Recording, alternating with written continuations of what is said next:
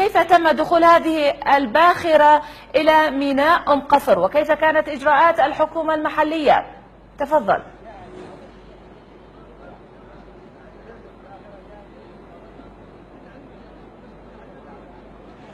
نعم طبعا هذه الباخرة أنا أقف الآن في رصيف 12 في ميناء أم قصر. نعم. هذه الباخرة هي ليست الأولى التالفة بالمواد الغذائية، قد وصلت طبعا قبل يومين تحمل أكثر من 40,000 طن من الرز. نعم. من بلاد الهند، جاءت من دولة الهند، وهذا الرز هو طبعا كما نشر في مواقع التواصل الاجتماعي فاسد، وحتى حتى هذه المسافة تصل رائحة الرز الفاسد إلى هذا المكان. الغريب في الأمر بأن لا أعلم كيف يتم السماح، يعني الآن يتم تحميل هذا الرز إلى المركبات التجارية، وبالتالي هذه المركبات تذهب إلى المخازن. نعم. سيتم طبعا توزيعها على المواطنين، وبالتالي هنالك رز فاسد لا يصلح للتناول البشري، وقد نشر في مواقع التواصل الاجتماعي، وهنالك الكثير من الشهود الذين يقفون بالقرب مني أكدوا لي بفساد هذه المادة. منعنا من الصعود إلى هذه الباخرة بأمر من صاحب الباخرة، وكذلك هنالك رجال شرطة يتكلمون مع المصور من أجل منعنا من التصوير حتى لا يظهر الحقيقة. ما تبقى من الكمية من 40,000 طن 10,000 طن من الرز. هذا الرز هو طبعا عديم الفائدة ورخيص جدا وتالف، وكان في البحر لمدة أكثر من 30 يوم وتلف حتى إلى وصل إلى ميناء أم قصر. إجراءات ميناء أم قصر حتى الآن طبعا تقول ليس لي إجراءات، وزارة التجارة هي المسؤولة عن هذه المادة الرز، وما زالت طبعا كما تشاهدون الشاحنات تحمل هذا الرز وتذهب من أجل الاستهلاك البشري، وهو غير صالح للاستهلاك الحيواني بحسب رأي المختصين الذين تكلمنا معهم طبعا. وأحببت التكلم مع بعض المتواجدين هنا، لكنهم يخافون طبعا من الجهات المعنية في ميناء أم قصر. نعم. لأن كل من يتكلم في هذا الميناء يتعرض إلى المساءلة، ويتعرض إلى المساءلة القانونية أو النقل إلى مكان آخر بحسب كلامهم. هذه الباخرة التي بقي منها 10,000 طن يتم العمل فيها ليل نهار حتى يتم التشكل على هذه الجريمة الكبرى في مدينة البصرة. نعم. واستطعنا الوصول إلى هذا المكان، وربما بعد هذا المباشر سنمنع من التصوير وسيتم إخراجنا من هذا الميناء.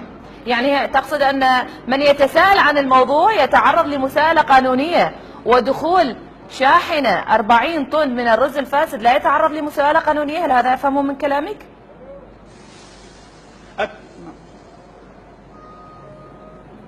نعم. 40,000 طن من وهذا الغريب طبعا، يعني 40,000 طن من الرز الفاسد لم يتم الاحتراز عليه، ولم نعم. يتم طبعا التفتيشه، ولم يتم نعم. حجز. بل قامت الجهات نعم. الباخرة كما تشاهدون الرافعات تقوم بإنزال هذا الرز في هذه الشاحنات.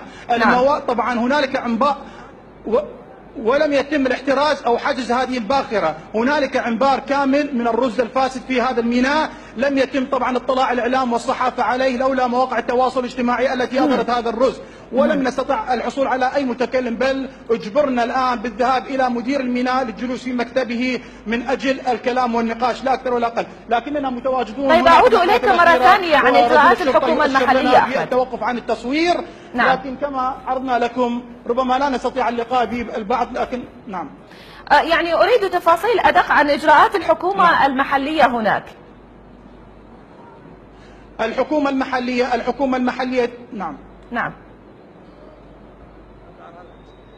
نعم. الحكومة المحلية في مدينة البصرة ليست لديها سلطة على الميناء، وحتى وزارة النقل ربما ليس لديها سلطة على البواخر التي تصل. هنالك جميع القطاعات مشتركة، التجارة والرقابة والجمرك والداخلية كلهم مشتركين في هذا الميناء، وبالتالي المسؤول الحقيقي هي وزارة التجارة. كيف استطاعت وكيف سمحت بإنزال هذا الرز الذي فيه الكثير من المواد طبعا الفاسدة؟ كيف استطاعت أيضا أن ترسله إلى المخازن؟ أحد السائقي الشاحنات قال ذهبت بهذا الرز إلى المخازن إلى بغداد وإلى المحافظات الأخرى، فتم الرفض من استقبال هذه الكمية بسبب يتم التأشير لنا. طبعا يجب أن نوقف التصوير وإلا تصادر الكاميرا. إلى هنا أنهي هذه الرسالة. نعم.